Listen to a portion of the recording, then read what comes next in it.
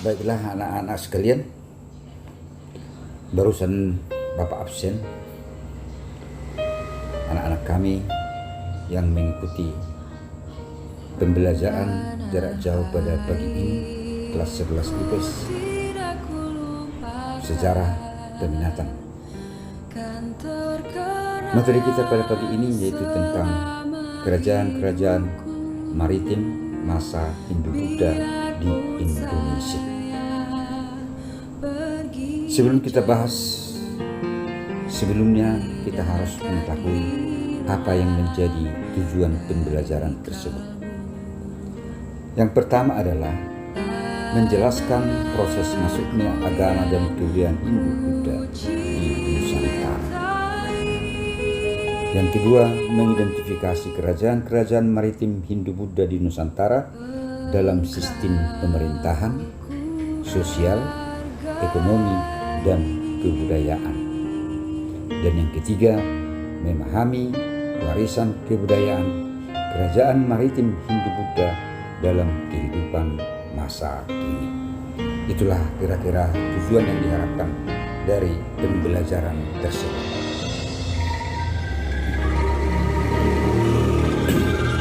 Pertama yang mau kita lihat adalah bagaimana masuknya agama dan kebudayaan Hindu-Buddha di Nusantara. Tapi sebelumnya, mari kita lihat dulu pengertian dan budaya maritim itu sendiri. Kata maritim berasal dari bahasa Latin, yaitu maritimus. Mare yang artinya laut. Kemudian, dalam kata maritim diartikan sebagai connection to sea of sea, yang artinya yang menghubungkan laut atau dekat dengan laut, yang menghubungkan laut atau dekat dengan laut.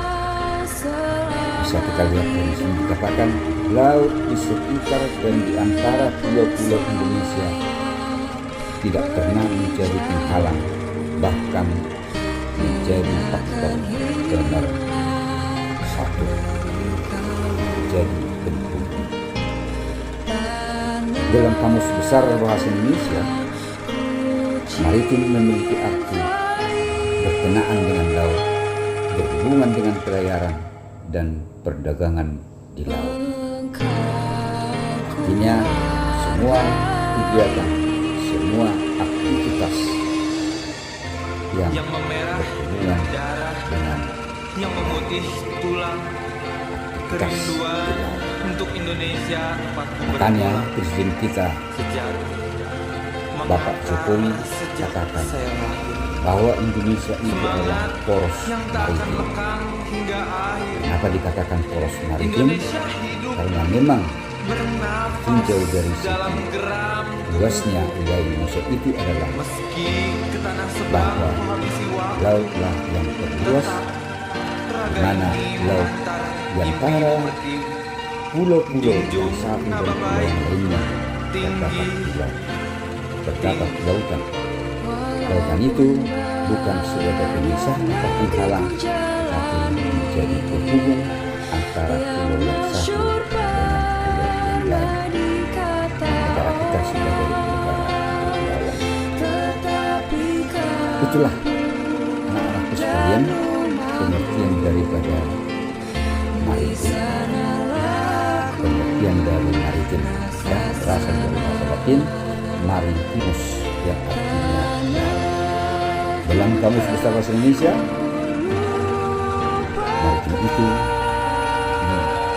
dihubungkan dengan semua kegiatan, semua aktivitas yang berada di sekitar pulau.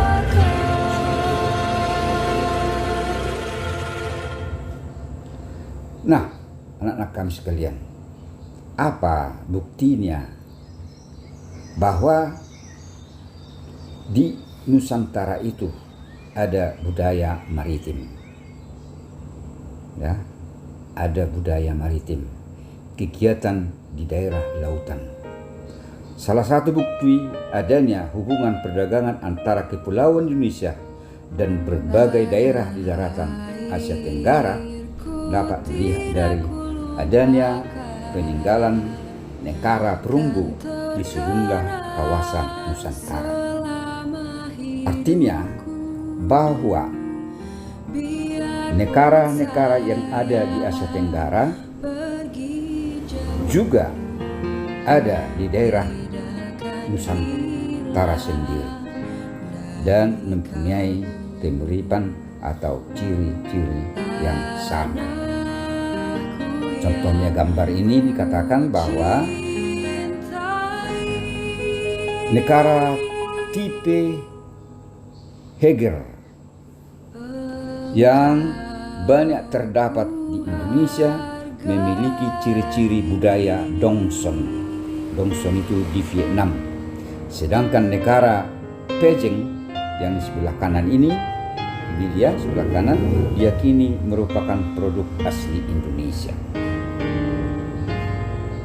Jadi ciri-ciri dari Indonesia sendiri, dari Nusantara juga sama dengan ciri-ciri yang dimiliki oleh negara yang ditemukan di Dongson.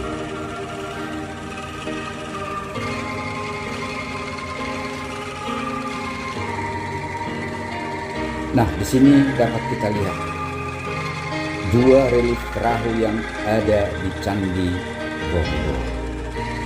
Ya, dua relief perahu yang ada di Candi Borobudur.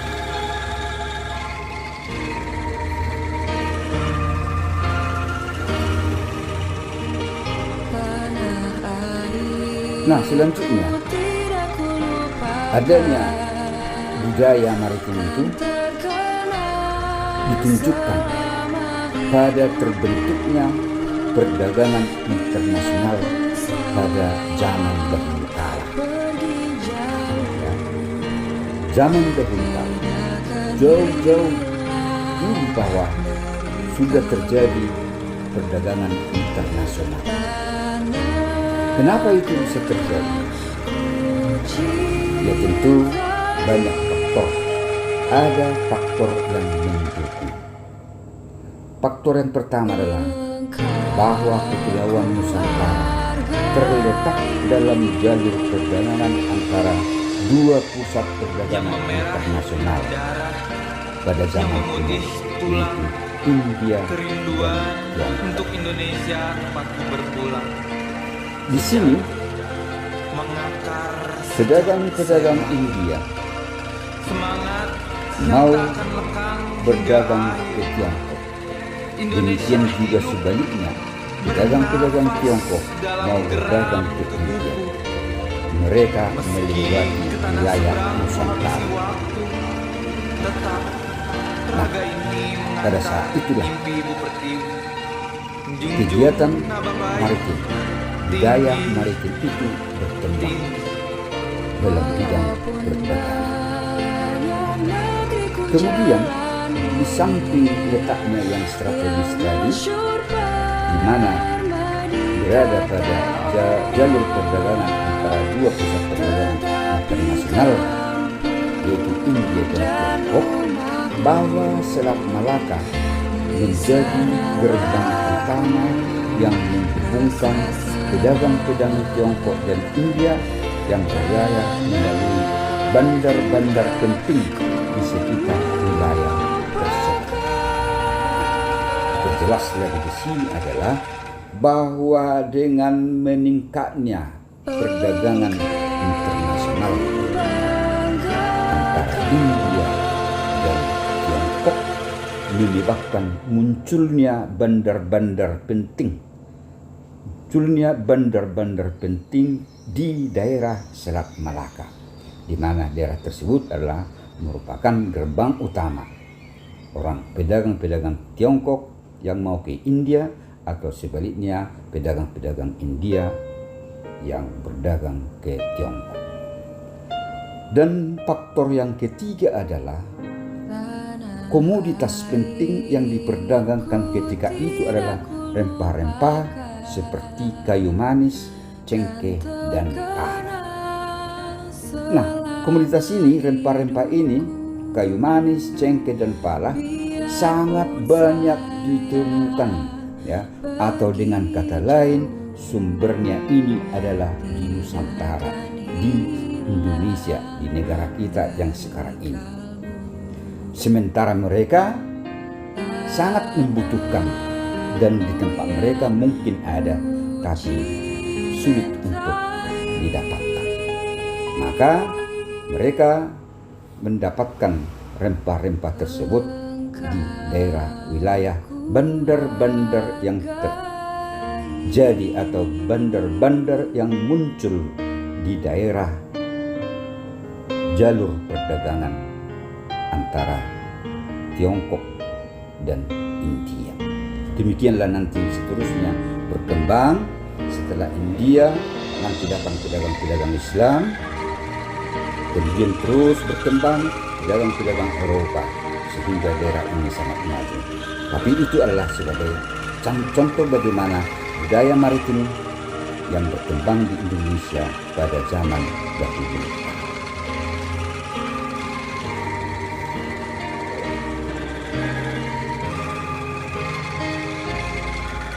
Nah, kemudian dalam perkembangan selanjutnya, bahwa pedagang-pedagang India yang mau ke Tiongkok ataupun sebaliknya pedagang-pedagang Tiongkok ke India, mereka juga mengembangkan, membawa agama Buddha masuk ke Indonesia. Sekitar ada 5 yang mungkin dilakukan oleh para pangeran dari Kashmir, atau mungkin juga dikembangkan oleh para pedagang, dan berkembang makin banyak pedagang-pedagang kedua belah pihak melewati wilayah-wilayah Indonesia. Dan ketika melewati wilayah Indonesia, mereka singgah di beberapa bandar-bandar, dan pada saat itu mereka membawa agama Buddha ke Indonesia. Nah, contoh ini ditemukan ada arca Buddha bergaya Amarawati di Museum Sultan Mahmud Badarudin kedua dekat benteng Kuto Besar, Palembang di Sumatera Selatan. Pada abad ke-9 Masehi, mulai berdatangan para pendeta-pendeta Buddha dari 2 wilayah yang berbeda, yaitu dari Benggala dan juga dari Rusia. Begitulah bagaimana awal perkembangan kebudayaan Hindu Buddha di Indonesia, dan semakin lama para pendeta-pendeta itu juga menyebarkan agama tersebut melalui kedatangan mereka ke Nusantara. Nah, di sini bisa kita lihat ada peta, ya, masuknya agama dan kebudayaan Hindu Buddha di Nusantara.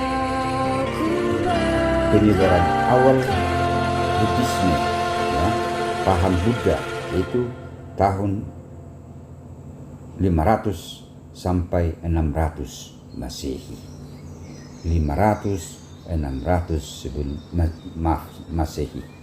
Nah, boleh kita lihat di mana ini adalah merupakan peta Asia, ya, Asia, peta Asia. Ini wilayah Nusantara, wilayah Indonesia, Pulau Sumatera, Jawa, Kalimantan, Sulawesi dan seterusnya.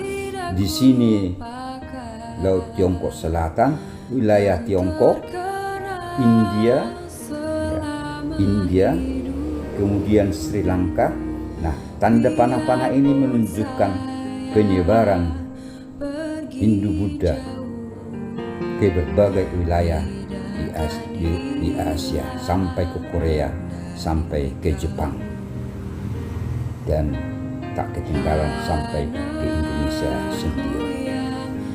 Beginilah kira-kira gambaran penyebaran awal paham Buddha, yaitu sekitar tahun 500 dan 600 Masehi. Nah, sebagai bukti bahwa masuknya agama dan kebudayaan Hindu-Buddha di Nusantara, bisa kita lihat ini buktinya, ya. Candi Bima di dataran tinggi Dieng, Jawa Tengah, memiliki kemiripan dengan gaya bangunan candi di India.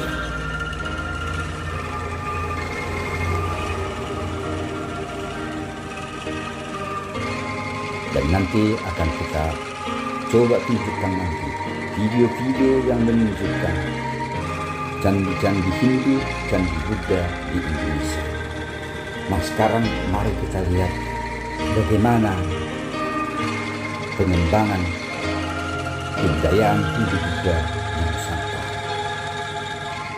Ada beberapa teori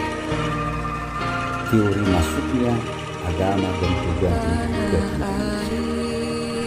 Ada teori Wasya, ada teori Brahmana, ada teori Ksatria, dan ada teori arus balik.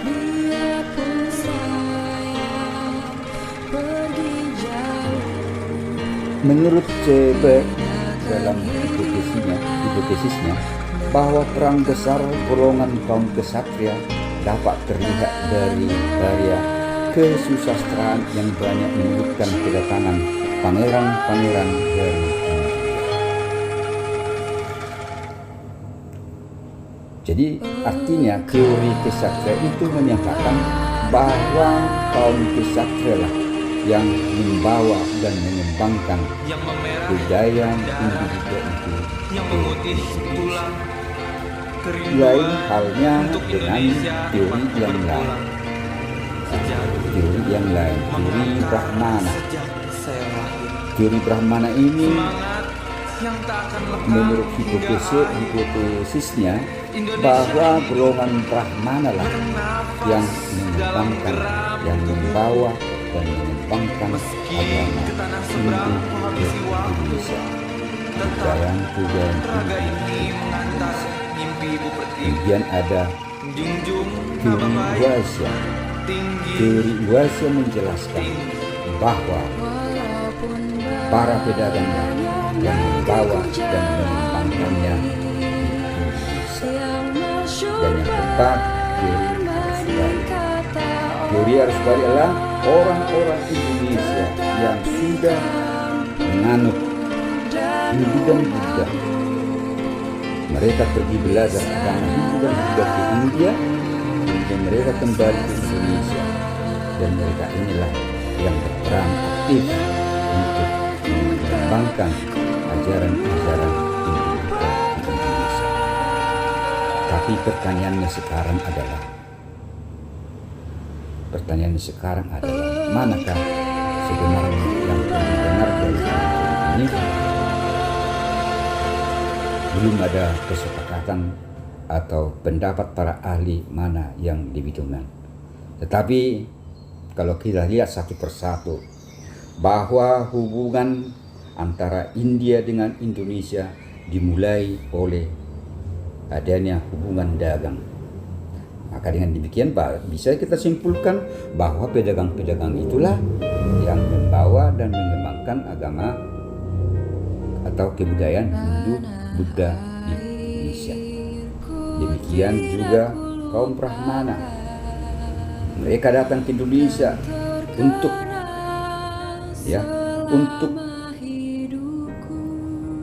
membawa kebudayaan Hindu Buddha itu. Dengan arti kata datang ke Indonesia misalnya untuk menetapkan raja. Istilahnya boleh kita katakanlah melantik raja yang berkuasa pada masa itu di Indonesia. Kemudian Kesatria bagaimana? Kalau menurut teori ini dikatakan ada pangeran-pangeran dari India. Nah, tapi masih dalam penelitian. Jadi ada 4: Ksatria, Brahmana, Vaisya, dan Arus Bali.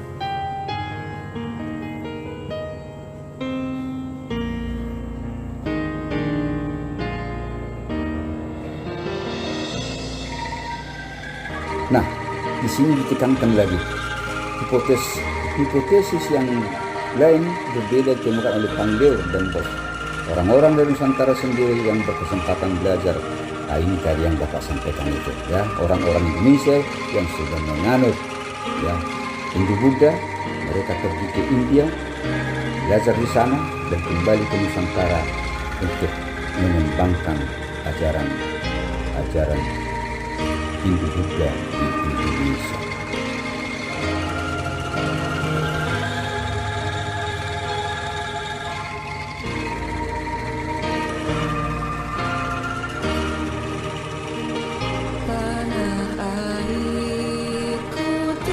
Baik, untuk lebih memperdalam pemahaman kita tentang bukti-bukti kebudayaan Hindu Buddha di Indonesia ini, di sini akan kita lihat video pertama, video yang satu tentang bagaimana kedatangan atau maksudnya perdagangan pada zaman kuno di Indonesia. Kemudian yang nanti ada candi-candi Hindu, dan 3 yaitu candi Buddha Indonesia.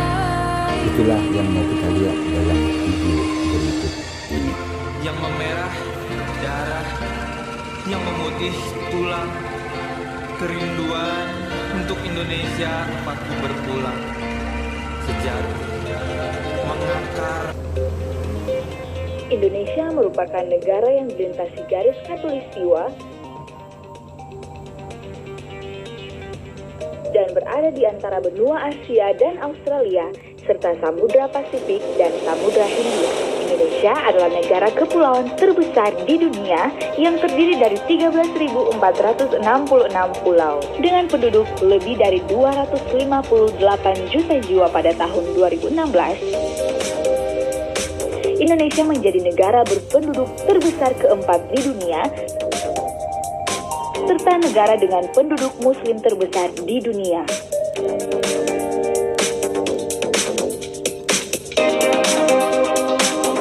Dari Sabang sampai Merauke, Indonesia terdiri dari berbagai suku bangsa, bahasa, dan agama. Sejarah Indonesia banyak dipengaruhi oleh bangsa lain. Letaknya yang strategis membuat Kepulauan Indonesia menjadi wilayah perdagangan penting setidaknya sejak abad ke-7, yaitu ketika Kerajaan Sriwijaya di Palembang menjalin hubungan agama dan perdagangan dengan Tiongkok dan India.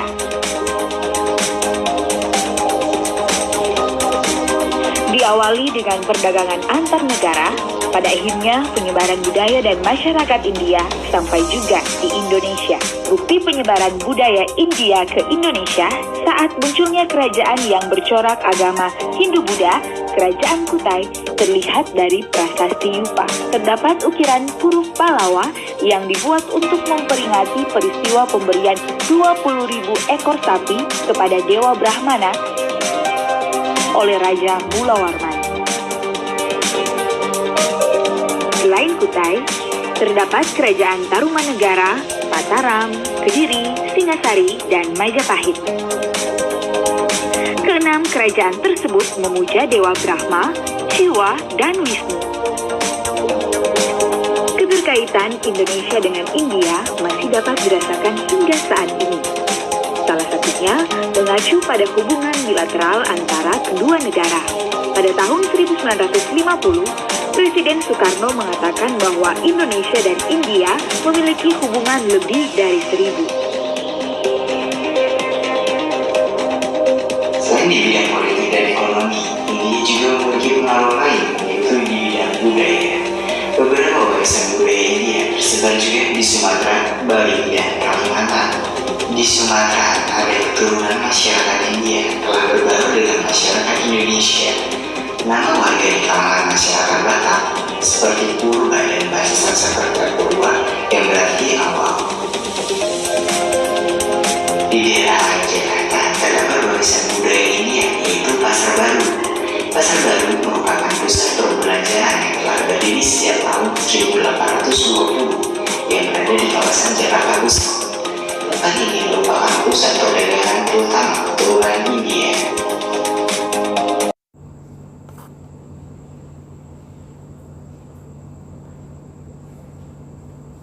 Nah, sekarang kita lihat video yang kedua, yaitu tentang candi peninggalan agama Hindu di Indonesia.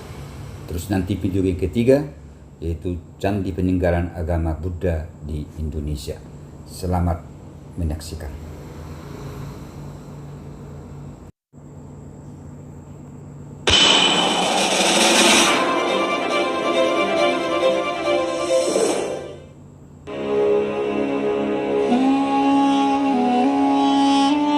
Agama Hindu di Indonesia dibawa oleh para musafir dari India dan Tiongkok.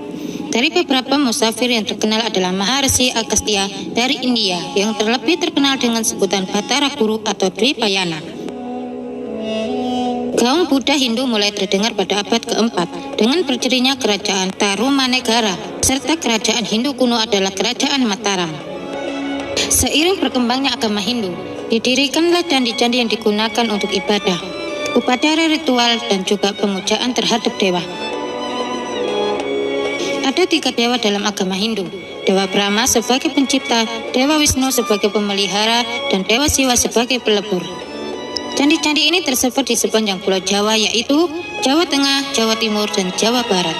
Pada dasarnya, candi-candi tersebut memiliki arsitektur yang sama, namun yang membedakan adalah aksen dan ornamen di dalamnya. Ada beberapa candi di Indonesia yang bisa dikunjungi.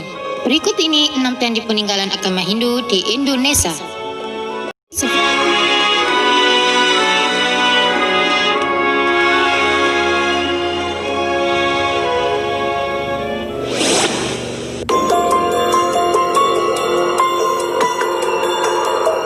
Candi Jago. Candi yang menurut penelitian dibangun abad ke-13 Masehi pada masa kerajaan Singosari ini. Candi ini terdapat di daerah Tupang, Malang, Jawa Timur.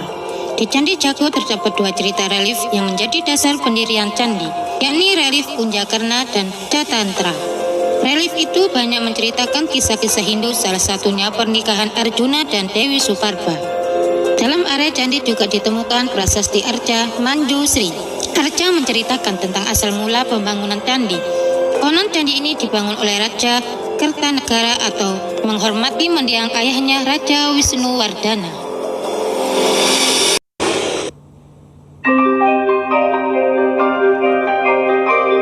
Candi Sambisari. Candi ini memiliki luas 50 meter kali 48 meter, dibangun di daerah Purwomartani, Sleman, Yogyakarta. Candi yang memiliki keunikan karena berbentuk pusel. Namun pada abad ke-11 candi ini tertutup tanah vulkanis akibat letusan Gunung Merapi. Candi ini diketahui pertama kali pada tahun 1966 oleh petani desa Sambisari. Letak dari batuan candi ini berada di kedalaman 6,5 meter dari permukaan tanah.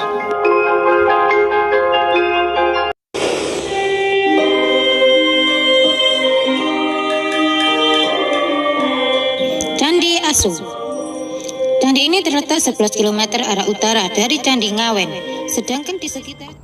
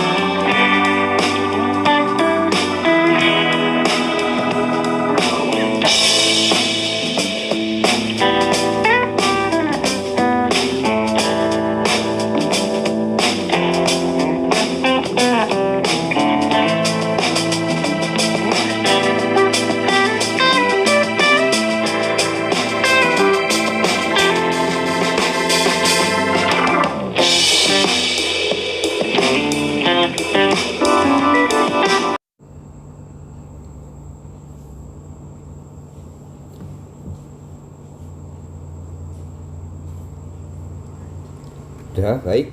Jadi itulah video tentang bagaimana proses masuknya kebudayaan Hindu-Buddha Indonesia, video pertama tadi. Kemudian yang kedua, video tentang Candi Hindu. Dan video yang ketiga tentang Candi Buddha di Indonesia. Jadi untuk materi ini kita tutup dulu sampai di sini. Nanti kita lanjutkan dengan kerajaan-kerajaan maritim yang ada di Nusantara. Jadi sekarang secara khusus tentang bagaimana peninggalan-peninggalan yang ada di Indonesia. Nanti baru kita masuki bagian B, kerajaan-kerajaan maritim di Nusantara.